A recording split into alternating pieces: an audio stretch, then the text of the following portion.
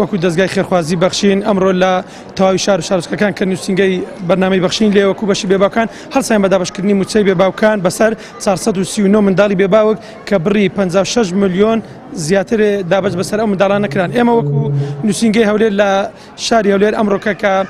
154 منداڵی بێباوک موچەی بەسەردا دابەش دەکەین. جگە لەو موچانەش دیارە ئێمە هەر لەم مانگەدا کە لەبەرکردنەوەی دەرگای قوتابخانەکان هەستاین بە دابینکردنی تەواوی جلوبەرێک بۆ ئەو منداڵە بێباوکانەی کە نزیکەی 400 منداڵی بێباوک دەبوون بەسەریاندا دابەشمەکە. ئەو ڕێژەیە کە دابەشی دەکەین بەسەر 439 منداڵی بێباوک کە پێکهاتووە زیاتر لە 56 ملیۆن دینار کە دیارە ئەم ڕەپارەیە لەلایەن خێرخوازان و سندوقی بەشی بێباوکانەوە دابین دەکرێت و ئێمە جگە لە موچەی کە دانراوە ئێمە بەسەریاندا دابەشکەین وەروها جلوبەرجی قوتابخانە کە ساڵانە هەمانە لە کاتی کردنەوەی دەرگای قوتابخانەکان جلوبەرگیان بەسەردا دابەش دەکەین و جگە لەمەش دیارە لەلایەن خێرخوازانەوە هەروەها کەلوپەلی تری وەکو جلوبەرگی ماڵەوانەشیان بەسەردا دابەش دەکەین.